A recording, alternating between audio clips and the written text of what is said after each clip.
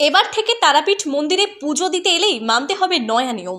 পৌষ মাসের প্রথম দিন থেকে চালু হয়ে গেল নতুন নিয়ম তারাপীঠ মন্দিরে। কয়েকদিন আগে প্রশাসনিক বৈঠক হয়েছিল তারাপীঠ মন্দির কমিটির সভাপতি, সহসভাপতি ও তার মা তারার সেবায়িতদের সঙ্গে, যেখানে জেলা শাসক মন্দির নিয়ে বিশেষ কিছু গুরুত্বপূর্ণ সিদ্ধান্ত নিয়েছিলেন। সেই নিয়ম আজ পৌষ মাসের প্রথম দিন থেকেই চালু হয়ে গেল। যেমন নির্দেশ দেওয়া হয়েছে, সে নির্দিষ্ট সময় মন্দির খুলতে হবে ও বন্ধ করতে হবে। নির্দিষ্ট সময় মায়ের মন্দিরে ভোগ নিবেদন করতে হবে। 2টি লাইন পুজো করার জন্য রাখতে হবে। অতিরিক্ত লাইন করা যাবে না। এর মধ্যে জেনারেল লাইনকে 1 ঘন্টা আগে চালু করতে হবে। তারপর বিশেষ লাইন খোলা হবে। মন্দিরের গর্ভগৃহের ভেতরে গোলাপ জল বা আলতা ইত্যাদি দেওয়া যাবে না। মায়ের মূর্তিতে জড়িয়ে ধরা যাবে না। মায়ের গর্ভগৃহে মোবাইল ও ক্যামেরা নিয়ে প্রবেশ করা যাবে না। এছাড়া আরও কিছু নিয়ম চালু হলো আজ, অর্থাৎ পয়লা পৌষ থেকে। Bureau report, Dubrajpur news. আমাদের মন্দিরের নিয়মাবলীগুলি আজকে যেগুলো আমরা সকাল থেকে যে নিয়মগুলো পালন করছি, সেই নিয়মগুলো কিন্তু আমাদের আগে থেকেই ছিল এবং সেই নিয়মগুলো যাতে আরও ভালোভাবে কার্যকারী হয় সেই বিষয়গুলোর উপর নজরদারিটা বাড়ানো হয়েছে।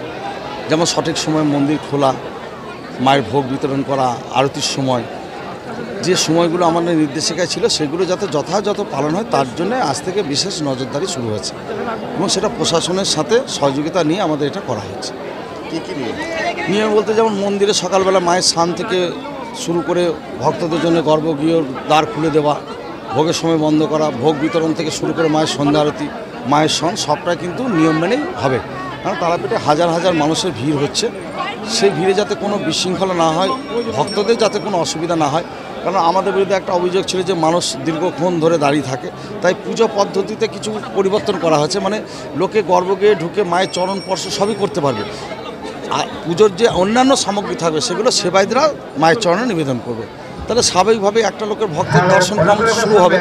তাই স্বাভাবিকভাবে আমি প্রতিটি যে পুজোর লাইন আছে সেই লাইনগুলো চলতে থাকবে, তাই ভক্তদের অনেক সুবিধা হবে এবং সেটা প্রতিটি ভক্ত বুঝতে পারছে সকাল থেকে যে তার ফল তারা পাচ্ছে। কারণ আমরা মন্দিরটাকে সেভাবেই নিয়ে যেতে চাই, কারণ ভক্তদের যাতে কোনো অসুবিধা না হয়।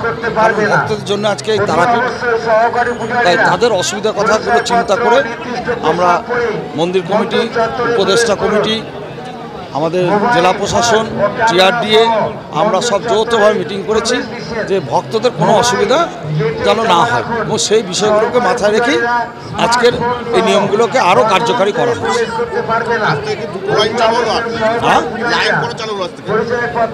লাইন যেমন সাধারণ লাইন একটা আছে, একটা বিশেষ লাইন, সেখানে মনে করুন যে প্রোটোকলে যারা আসবে, সাংবাদিক থেকে শুরু করে মন্ত্রী থেকে শুরু করে তাদের তো একটা ব্যবস্থা রাখতে হবে, তাই সেই হিসাবে 2টো লাইন রাখা হয়েছে। মোবাইল নিষিদ্ধ করা হয়েছে গর্ভগৃহে পুরোপুরি। হ্যাঁ, তাই এই নিয়মগুলোকে আজ থেকে আরও বিশেষ নজরদারি দেওয়া শুরু হয়েছে।